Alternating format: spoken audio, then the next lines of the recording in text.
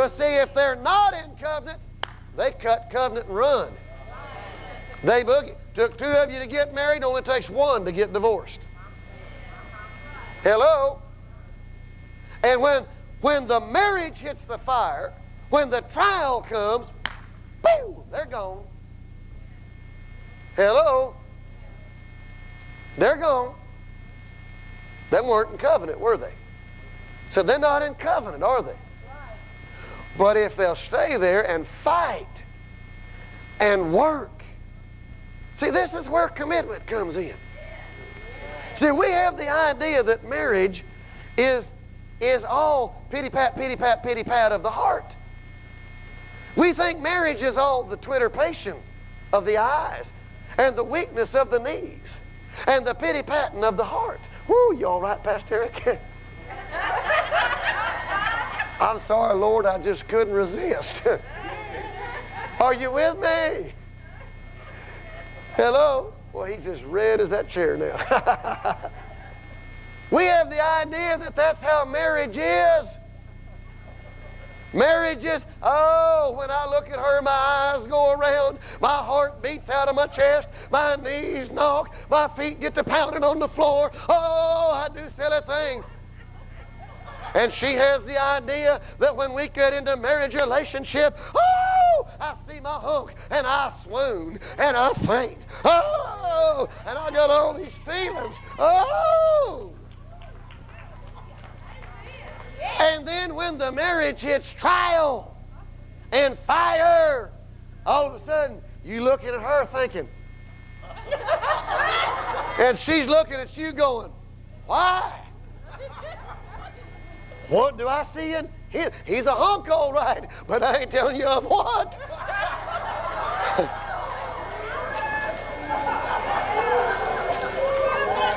Say, I love my pastor. Are you with me? Now we get down to the serious part of covenant. You in trial, you in fire. And all the pity-patting and the twitterpation and the foot stomping and all the swooning ain't going to get you out of the fire, is it?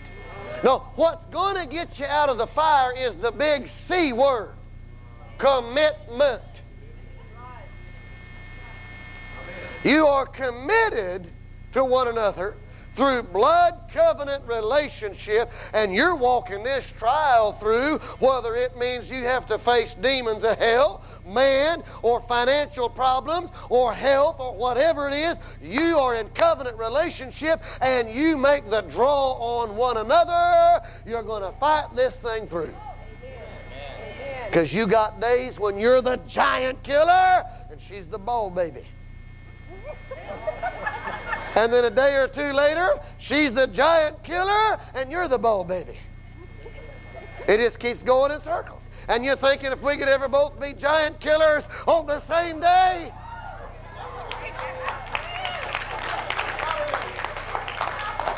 But there's a problem to that. Because if you're both giant killers on the same day, you both be ball babies on the same day. And somebody's got to be carrying this thing through. That's why husbands and wives offset and help one another. Amen? They help one another. They're drawing continually on the covenant relationship, and Abraham and God were drawing on one another. They in covenant relationship, and God said to Abraham, all right, we in covenant, I'm making a draw on it. I've given you your son, now I want your son back. Abraham said, no problem, I'll give him back to you, and I want him back from you when you're done with him. Oh, yes, he did. Hebrews 11, verse 19, very quickly. Hebrews 11, verse 19, very, very quickly. Woo, this is getting good now, isn't it? Hebrews 11, 19. In fact, we'll just back up to verse 17. By faith. Somebody say by faith. Abraham, when he was tried, offered up Isaac. And he that had received the promises offered up his only begotten son, of whom it was said that in Isaac shall thy seed be called, accounting that God was able to raise him up even from the dead, from whence he also received him in a figure. Man, we're talking covenant talk all over the place now, aren't we? God said, Abraham, you put the draw on me first for a son. I gave you the son, now I'm putting the draw on you, I want him back. Abraham said, no problem, God, you can have him back. You gave him to me to begin with anyhow, and then when you get done with him, I'm putting the draw on you to get him back. I mean, Isaac's just going in circles, isn't he?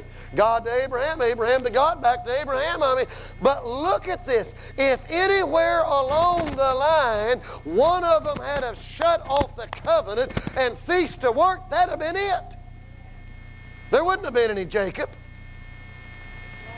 There wouldn't have been the 12 tribes of Israel. Are you listening to me? Covenant relationship is a continual thing that must have a draw on it at all times. And without that draw, without using the covenant, it's worthless. It's no good to you. Say it, it's no good to me. Oh, I think you may be getting the drift when we're in. See, we got covenant with God through the blood of the cross. Okay, we'll get to that here in just a minute. Let's go back to Samuel tonight, and let's take a quick look at another blood covenant and the use of that covenant in a little bit different light. 1 Samuel 18. 1 Samuel chapter 18. Woo, all of a sudden we get some revelation about all this covenant stuff that we've been studying. 1 Samuel 18, verse 1. And it came to pass. Somebody say it came to pass. That when he had made an end of speaking unto Saul, that the soul of Jonathon was knit with the soul of David, and Jonathon loved him as his own soul. And Saul took him that day, and would let him go no more home to his father's house. Then Jonathon and David made a covenant because he loved him as his own soul. And Jonathon stripped himself of the robe that was upon him, and gave it to David and his garments, even to his sword, to his bow, and to his girdle. What do we got here? All kinds of covenant talk, don't we? They've made a blood covenant one with another. Now let's talk about this covenant for just a little bit. This covenant is going to be a continual draw on the agreement through a third party. David is in covenant with Jonathon. Amen? Now part of that covenant we just see by the exchange of weapons is, I will defend you even to the death.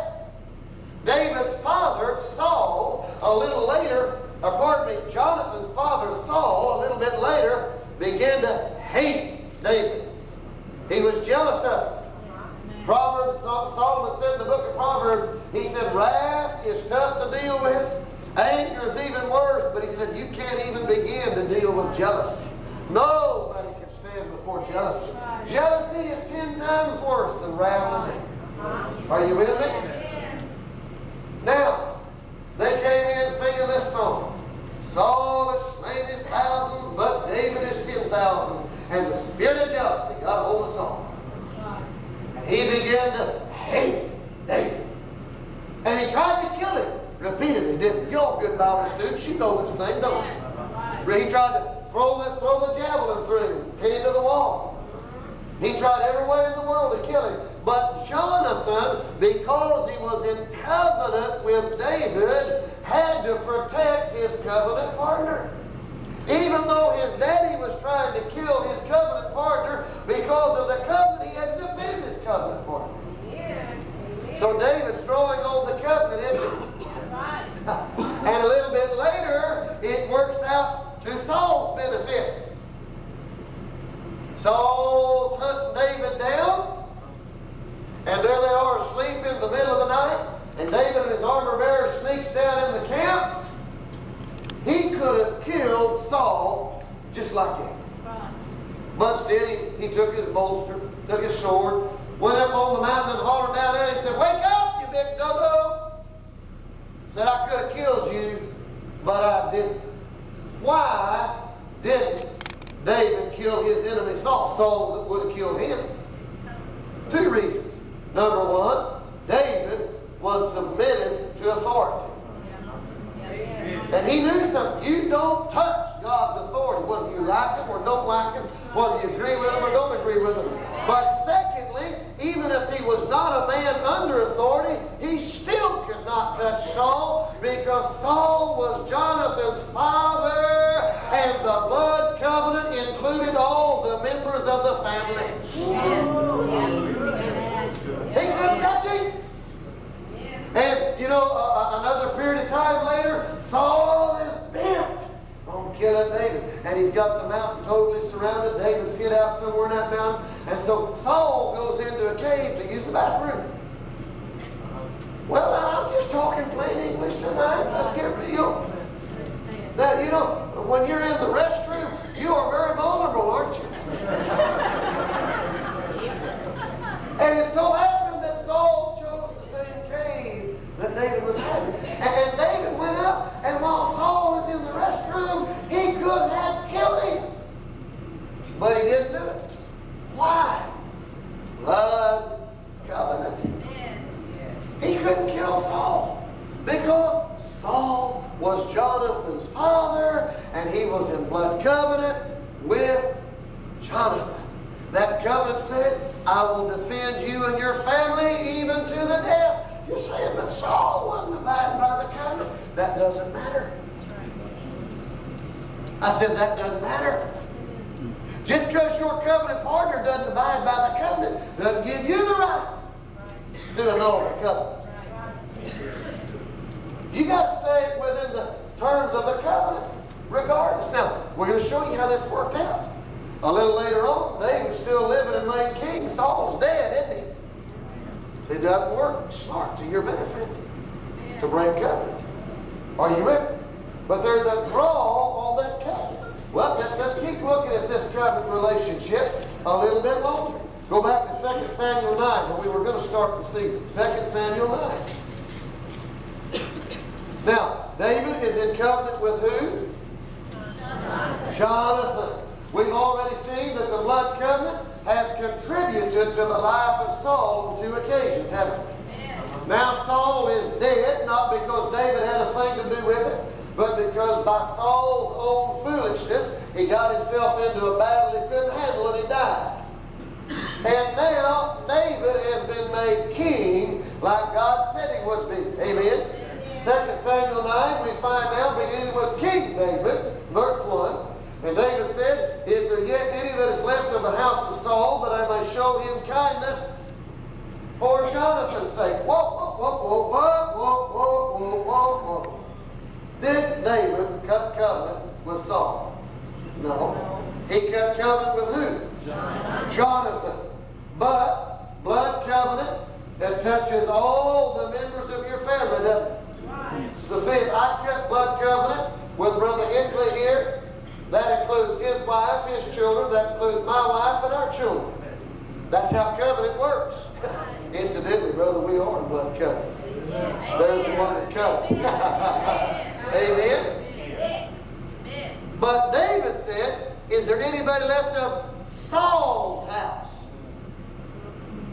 You talk about revelation knowledge of the covenant.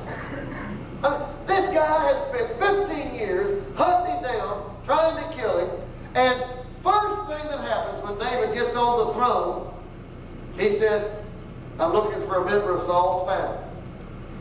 Now, of course, we're automatically having our mentality. Yeah, I know why he's looking for him. Kill that bunch of monks so nobody rise up. We all think like that. Yeah, we do. Vengeance is mine, saith the Lord. You use me to help you, don't you, God?